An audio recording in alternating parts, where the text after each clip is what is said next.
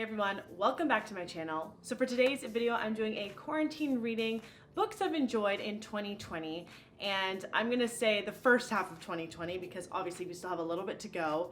Being in this quarantine, I've definitely had a lot more time to read on my hands, which I'm not complaining about because growing up, I loved reading novels, but as I got into more extracurriculars, went away to school, to college, then came home, I just didn't make reading a priority. But any chance I get, I obviously try to get a book in here and there. So if I'm able to keep up with this, I obviously do want to try to make this a regular thing, a little bit of like a book club style video every few months, and we'll see how it goes. But so far I have 7 books to share with you in this video, which I think is a great start to this little series. And I will come up with a cute little name to go along with this series down the road. All right, so the way I'm gonna do this is start with the first book I read from the year and then work my way up until now, what the last book I read was. And I actually do have all of the actual hard copies of the book. I've yet to get a Kindle. I need to test out my boyfriend's and see if I like reading on that, and then I will go into that route so I can be a little bit more minimalistic with not having just to buy a bunch of novels and having to store them somewhere after. So hopefully in my next little book club video, I'll have the Kindle to show you instead of all of these actual physical copy books. And before we get on into the video, if you haven't already, don't forget to hit the subscribe button down below, the notification bell, and the thumbs up button so I know to film more book review videos. So the first book I'm sharing is Struggles of a Dreamer, and I don't know how to pronounce the author's name, but it's spelled Y-A-H-A-Y-A, last name B-A-R-U-W-A. Now this is actually a series. I believe there's one other book in this for sure in the series. And I actually met this author in Chapters or Indigo. It's just a bookstore here in Canada. About 2 years ago now, I remember I was on reading week in February and I came home and I ran to the bookstore and this guy was standing at a stand selling his books. And I always give so much props to people that can do something like that because it obviously takes a lot of courage to stand up there and like share your product and hope people buy it. So I was a sucker for it and I bought it.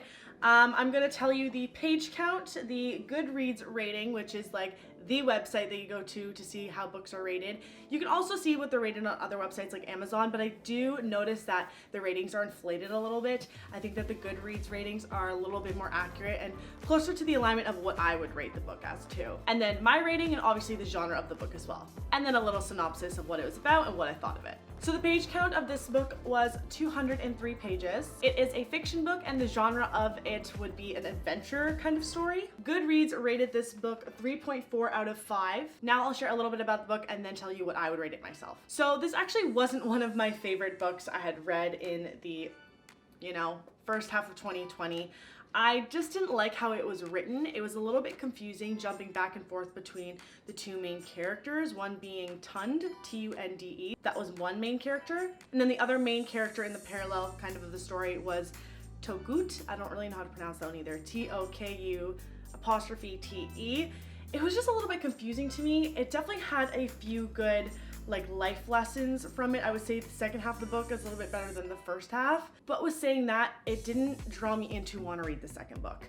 I got a little bit bored. I was kind of like, okay, I'm glad it's kind of a shorter book because this isn't one that I'd want to keep on reading. As for my dad, he actually borrowed this book from me and he read it himself and he quite enjoyed it, and he said that the end of the book drew him into want to reading the second one. So I definitely think it depends on the perspective you're reading it from. I think my dad could relate a little bit more to the author slash main character of the book because he immigrated to Canada at a young age, and so did this author, so maybe they had a little bit of the same story to share there with starting from nothing, being born into a house of traditional parents, etc. So I'll just read one line from the synopsis because I think that it intertwines exactly what I'm trying to say about the two main characters being a little bit confusing. So it says, the stories of Tund, a beggar on the streets of New York City, and Togut, the son of a farmer in a faraway land, are woven together in a charming tale full of intriguing characters and adventure. So that's it for that one. I would rate it a 2 out of 5. It isn't something I'd want to pick up again. Yeah, let's move on to the next one. The next book I read this year was Abroad by Katie Crouch. At the bottom it says best-selling author of Girls and Trucks, and I have seen that book before in stores. I remember it was talked about when it did come out. So this is how the cover looks like. I remember reading this one when I went to Whistler back in January. So the page count for this one is 297 pages. It's a fiction book and the genre is suspense. The rating for it on Goodreads is 3.4 out of 5. I definitely will say the cover is what intrigued me on this book with, you know, the portrait of the person upside down with a cigarette in their mouth, but I don't think it related as heavy to the main character, like the smoking aspect. But they got me. They really drew me in with the cover, so I guess I did something right. Now, this book was good. I would say the first 20 pages or so was a little bit confusing. I know I just said that about the last book, but sometimes the way the author writes, it's kind of hard to absorb, but as I kept reading and understanding how she pieced the story together, it made a little bit more sense as I kept reading. So the main character in this book is Taz, and Taz is from Ireland, but she is British, so I was trying to read this in my head with like a British accent as I was reading along in the novel, but she moves to Italy to study abroad for school. She thinks she's gonna have this romantic, cute, little setting of drinking champagne and wine and living her best life, and she encounters this group of girls she becomes close with, and they label themselves the B4. As the story progresses, you obviously see her relationships play out with these characters, who her true friends are, who aren't. There is a little bit of love in this book, and her roommate and her are fighting over the same guy, like they have the same love interest. But I did enjoy that it was written in Italy because I did visit Italy about a year ago. I felt like I was the character, like walking through the streets as she was reading. Like I felt very invested in, like I was Taz almost. Not that I share the same personality traits as her, but the way the author wrote that Taz was in Italy, I felt was so real and well written for someone who has visited Italy before. So I would rate this a 3 out of 5. It was like an average read. I probably wouldn't pick it up again, but I didn't hate it every single page I was turning. It was definitely like you wanted to keep reading the story and see what happened to the characters. The next book I am sharing is the Elon Musk book by Ashlee, Vance, Tesla, SpaceX, and the Quest for a Fantastic Future. And I was really looking forward to reading this book, but let me start with the page count and everything else. So the page count for this book was 335 pages. It is a biography written by Ashlee Vance about Elon Musk, and Goodreads rated this a 4.2 out of 5. So definitely on the higher end of the scale. Now, I was really excited to read this book, and as I started reading it, I was intrigued. It had a good amount of information of his life and upbringing and where he came from and his siblings. But then it got into, you know, SpaceX and Tesla and Zip2, which are all companies Elon had some part of in some aspect created, but it went into so much detail. I felt like I went down a black hole and didn't come out, in the sense that like I had no idea what was going on for half of this book, if I'm being completely honest. So for part of it, I zoned out a little bit for sure, but I did want to keep reading, hoping that I'd get little bits of, you know, how he was in the workplace and how he was with his employees, etc., which I did get. But I wish that there was more of that and a little bit less of his companies. I don't know, I feel like most people really enjoyed this book because he shared so much about his companies. Like for my dad, he read this book, he really enjoyed it. My boyfriend read this book, really enjoyed it. I read it and I was like, nah, like I know a little bit more about Elon now than I did before, but like I still don't know as much as I wanted to about like Tesla and SpaceX. I might know a little bit more, but not enough to regurgitate what I've learned, if that makes any sense. I will say though, for the Elon Musk book, I do appreciate some of the colored pictures that are within it. I don't want to really keep flipping and spoil it for you, but it gave me a good visual image of like how things grew in his company, with his family, with his relationships, with the models of cars, like sketches. I think that was really important, especially for me as like a visual learner. I like to see pictures and kind of understand that way, so that was a good element to the book. So I actually rated this book a 2 out of 5. For the Musk lovers out there, you'll probably love this book, but that's just what I thought of it. The next book I'm going to share is 20s Girl by Sophie Kinsella. Kinsella? I think I'm saying that right. I remember asking my mom to purchase this for me from Costco like 8 years ago maybe. Like when you go shopping with your mom at Costco, you always go down the book aisle, you always go down the toys aisle, just cause it's something you do when you go with your mom, and you ask for ice cream or a hot dog at the end of your trip. At least that's what my experiences were growing up when I went to Costco with my mom. So she obviously agreed to buy me this book because she's like, you know, books are good, I like when you read, etc. But this literally sat in my bedroom for 8 years, and I was going through my books recently and I was like, you know what, I'm literally gonna give this away if I don't read it, so I'm just gonna read it, have it done, and then I can give it away and have somebody else read it. So the page count for this one was 449 pages, which is obviously more than the previous ones I've shared thus far. It is a fiction book, and I wrote down the genres. There was a bunch that they labeled for this book. Humor, definitely got some of that in there. Romance, comedy, ghost story, which is like a huge factor in this, and chick lit, which I don't really know what that is, but I'm just gonna imagine it's like, in movie terms, a chick flick, chick lit. I think it's like the same thing. And the Goodreads rating was a 3.8 out of 5. So the author Sophie is known for writing a lot of series books, and this is one of her only like standalone books. The main character in this story is named Lara, and she is a young female in New York City, I think it is, that it takes place, working at a job that she is struggling to keep off of the ground. She's having troubles with her ex-boyfriend, and then at her great aunt's funeral, she has her aunt starting to haunt her in a ghost form. So the whole book goes of Sadie, which is her aunt, asking her to find this necklace for her, that it means so much and there's like meaning behind it, etc., etc.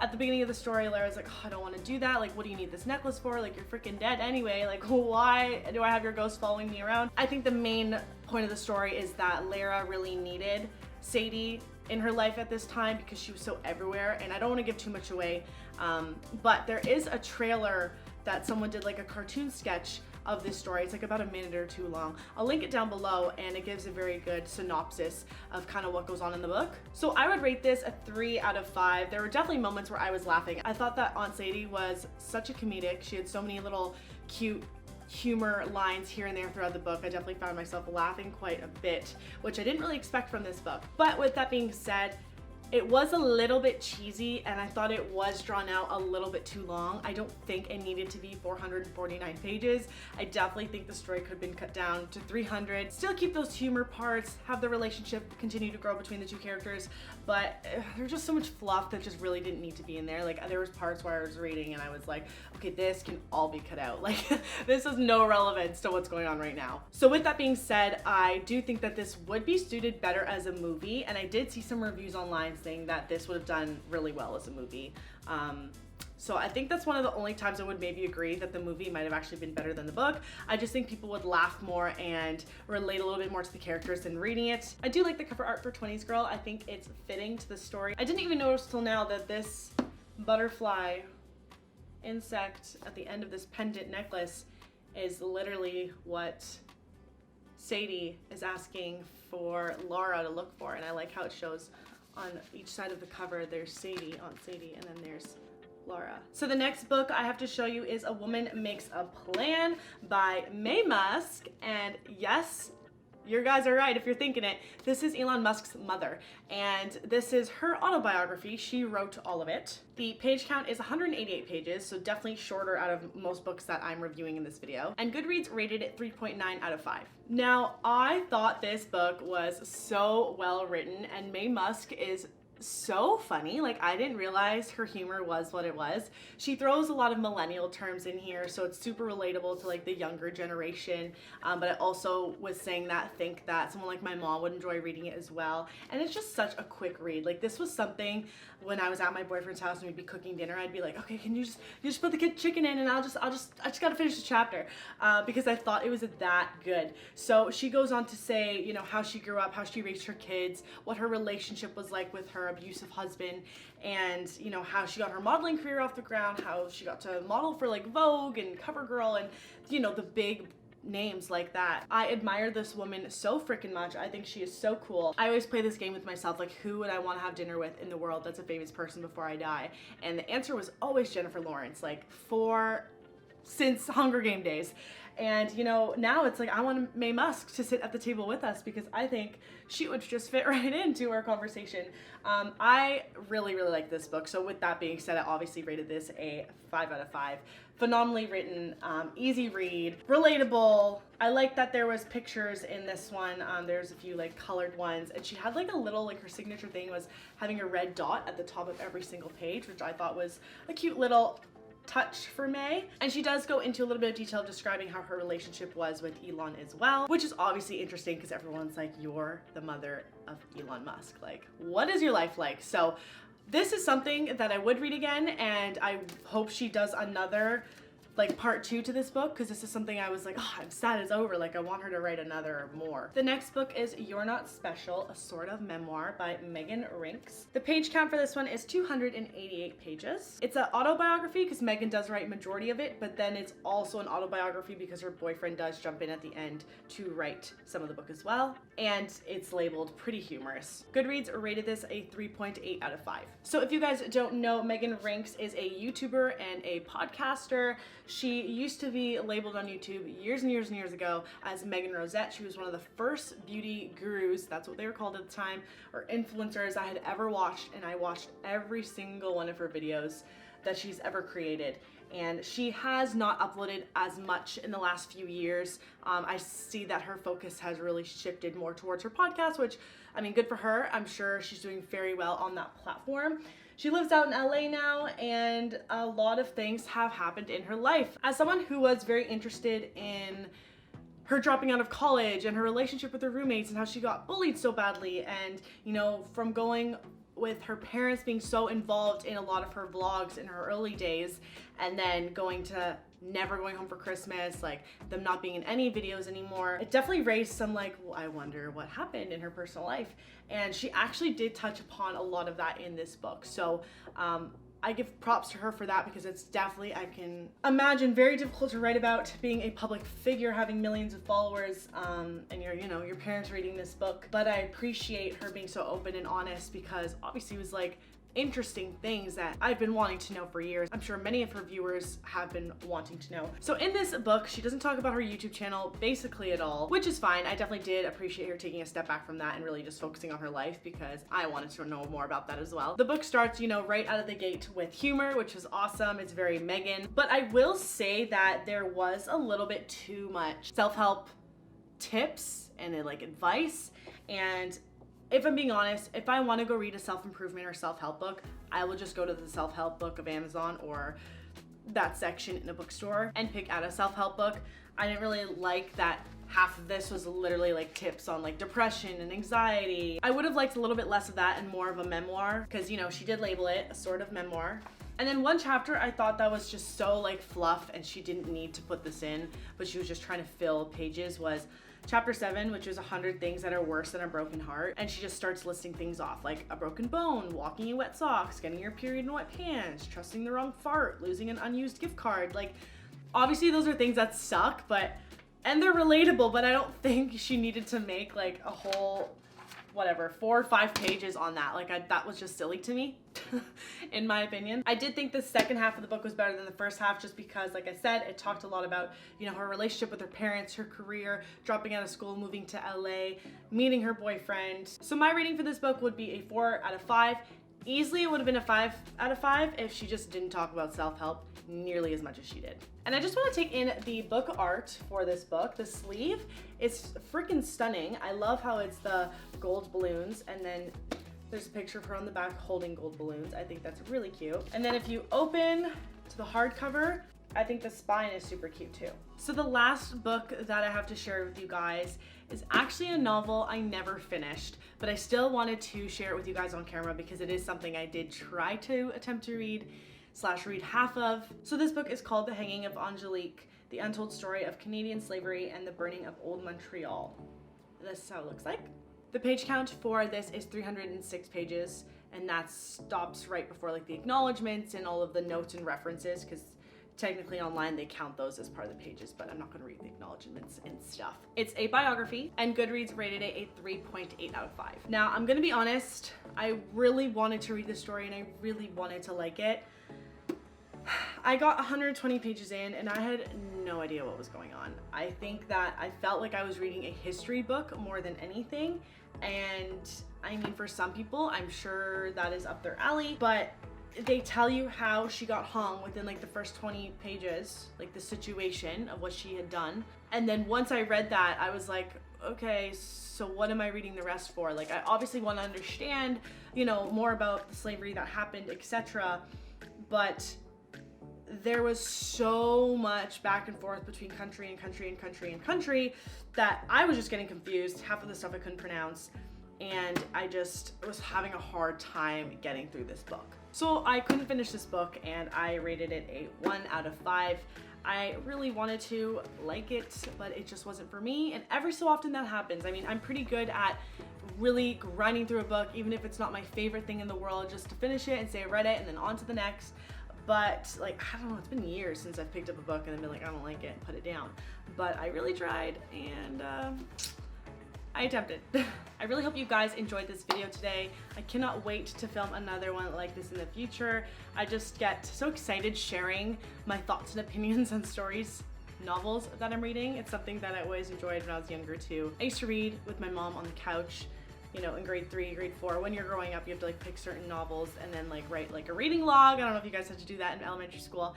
And I would like tell my mom what happened in the chapters when I got older, and like I wouldn't be sitting with her anymore to read them.